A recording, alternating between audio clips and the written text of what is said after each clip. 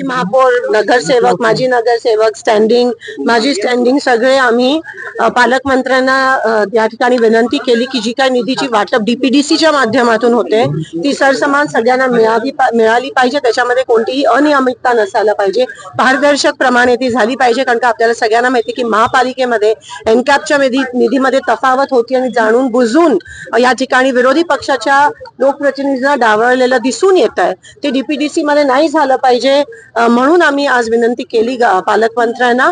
आणि हा आमच्यावर होत नाही अन्याय, हा सोलापूरच्या लोकांवर होतो. कारण का आपण सगळेजण आपल्या वॉर्डात, आपल्या मतदारसंघात निधी मागत असतो आणि तसं जर झालं तर सोलापूरच्या लोकांवर, आमच्यावर विरोधी पक्षावर नाही पण सोलापूरच्या लोकांवर खूप मोठा अन्याय हा सत्ताधाऱ्यांकडून होताना दिसेल. आणि म्हणून त्यांनी ही गोष्ट संवेदनशीलपणाने घ्यावी आणि सगळ्यांना सरसकट निधी समान वाटप महानगरपालिका, जिल्हा परिषद आणि ग्रामपंचायत मध्ये व्हावे. महाविकास आघाडीच्या 2.5 वर्षाचा उल्लेख करताना नाही, ते त्यांना माहिती आहे की त्यावेळेस जे होते ते आता कुठे आहेत.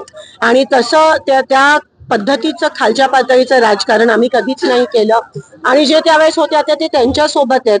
त्यांनी जर ती त्यावेळेस चूक केली असेल तर ती चूक ह्यांनी करावी का, ह्याला राजकारण म्हणतात का, हा प्रश्न मला आहे.